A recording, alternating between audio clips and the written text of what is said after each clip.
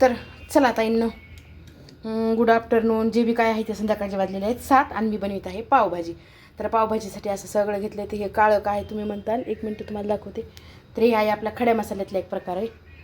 तर मी ह्याच्यात शिजायला टाकत असते. 2-3 लवंगा टाकल्यात त्या पण दाखवते तुम्हाला. हे पहा मी असं ह्याच्यात शिजायला टाकते.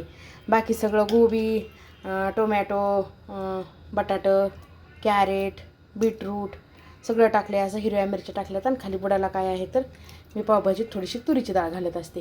तर पावभाजीला छान चव येते आणि थिक पण होती आहे मस्त अशी. तर चला, डाळ आधीच भिजू घातली होती. मी तुम्हाला प्रत्येक वेळेस सांगते डाळ मी अगोदरच भिजवत असते. तर ह्याला आता कुकरला लावून घेते. बाकीचे आता टोमॅटो तर काय लावायचे नसते, चिरून घेते. कांदा बारीक चिरून घेते. तर चला ताईंनो.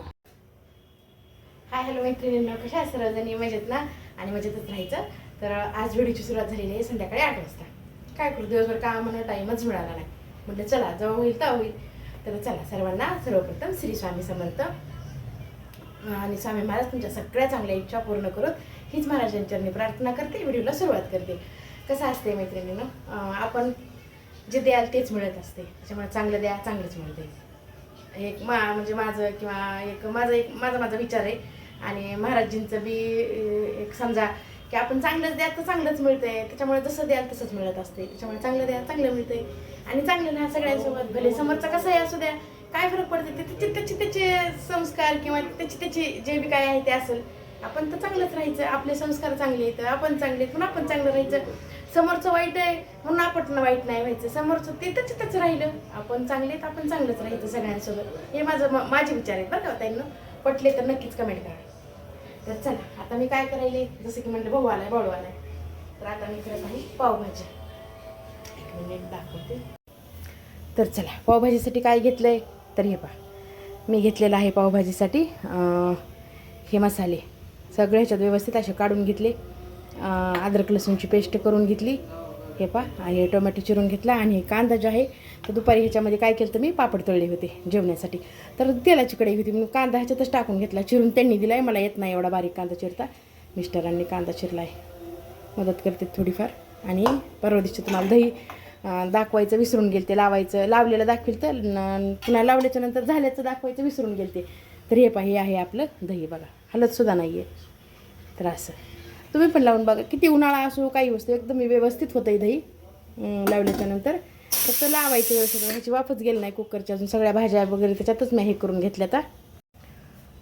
तर कढई ठेवली, कुकरची वाफ गेली नाही. पण म्हटलं तोपर्यंत कांदा टोमॅटो आपलं तळून घेणं होतं आहे, म्हणजे फ्राय होतं आहे व्यवस्थित. कुकरची वाफ जाईपर्यंत ह्याला फास्ट करते. आता तेल तापले आपलं व्यवस्थित. हे आपल्या जिरे मोहऱ्या, तेल जरा थोडंसं भरपूर घालायचं, चव लागते. जिरे मोहऱ्या आपल्या खडे मसाले मी त्याच्यातच टाकून घेतले, जसं की तुम्हाला दाखवलं आहे ना ताईंनो. तर तसं अगोदर काय करते, हे कांदा टाकून घेते. काय चालायले मामा भाच्याचं काय माहिती आहे.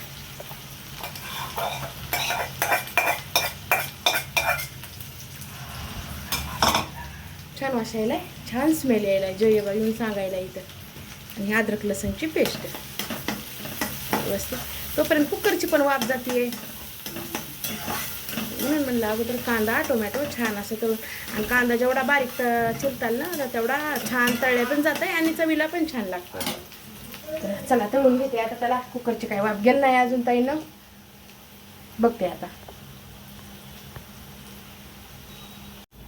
तर त्याच्यात मी पांढरं जे सायलं ते कांदा तळत आल्याच्या नंतर हे आपलं बटर घालून घेतले असं व्यवस्थित. हे छान आता तळला आहे कांदा. आता टोमॅटो घालून घेते. कारण टोमॅटो घातलं का कुठल्याही भाजीला, ह्याच म्हणून नाही, कुठलीही भाजी असू द्या, तुम्ही ज्यावेळेस कांदा अगोदर घातला तर टोमॅटोचं लगेच घातलं का तर टोमॅटोमध्ये जे पाणी असते का तर त्याच्यामुळे ते कांदा पुन्हा तेल आपलं थंड होतं आहे, वापरत नाही आहे. तरी आता गॅस फास्ट करते, थोडासा वाफू देते. आता ह्याला कुकरची बघू आपण वाफ गेली तर. बघा, छान आपले कुकरला भाजी वगैरे छान शिजून निघाली आहे. तर आता ह्यानं माझ्याकडे मॅशर नाही आहे, तर ह्यानंच मी असं हलवून घेते व्यवस्थित. 1 मिनिट ह्याच्यावरचं पाणी काढून घेते अगोदर थोडंसं, म्हणजे मॅश करायला सोपं जातं आहे आपल्याला. असं बी जातं आहे कारण छान शिजल्यात भाज्या.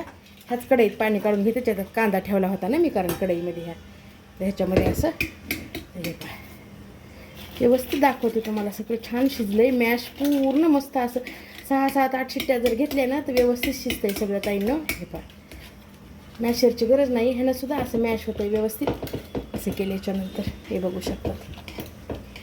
हे काय मॅशरची गरज आहे ह्याला, बघा बरं. छान होती, करून बघा तुम्ही बी. करत तुमची प्रत्येकाची पद्धत वेगळी. कुणी शिमला मिरची टाकते, आमच्यात खात नाहीत. तर चला ताईंनो, आता सगळं वापले. तर हे आपले आहेत मसाले.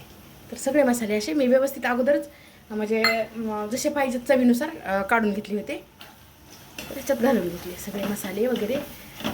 तुम्ही कशी करतात ते पण नक्कीच कमेंटमध्ये सांगायला अजिबात विसरू नका. आणि नवीन असताल चॅनलला तर जॉईन करा. तुम्हाला अशा रेसिपी वेगवेगळ्या बघायला भेटतील. आणि रेसिपी सोडून माझ्या डेली रुटीनचं किंवा माझ्या डेलीचं घरातलं सगळं व्हिडिओ तुम्हाला येत असतील, येतात माझे, तर तुम्ही बघू शकतात.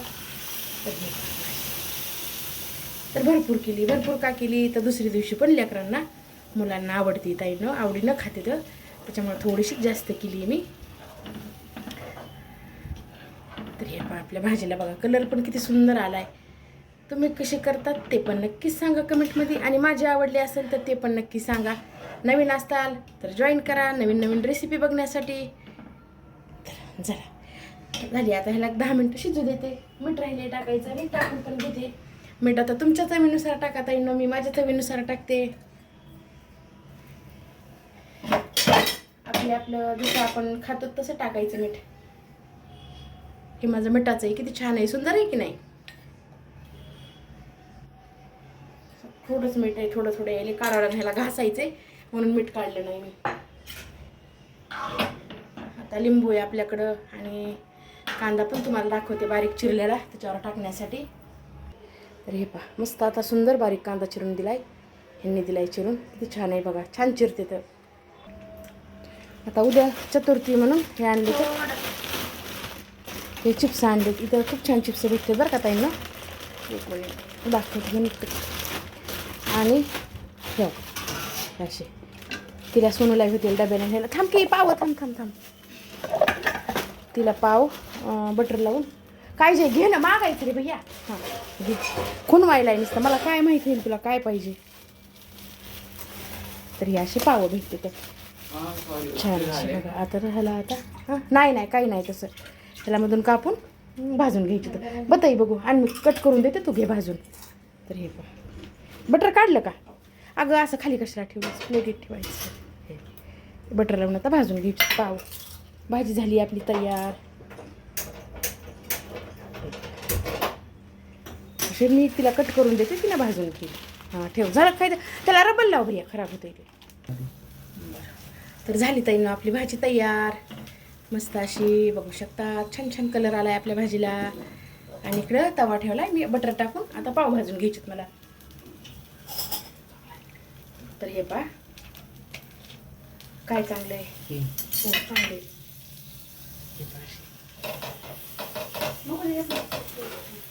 मस्त अशी छान लागते तर पाव. जर बटर टाकून भाजले ना तर पावभाजीचे पाव छान लागतात. तुम्ही कसे करतात ते बी सांगा ताईंना नक्कीच. मधून कट करून अशी भाजून घ्यायची व्यवस्थित, छान कलर येऊ द्यायचा. अहो माहिती सगळ्यांना,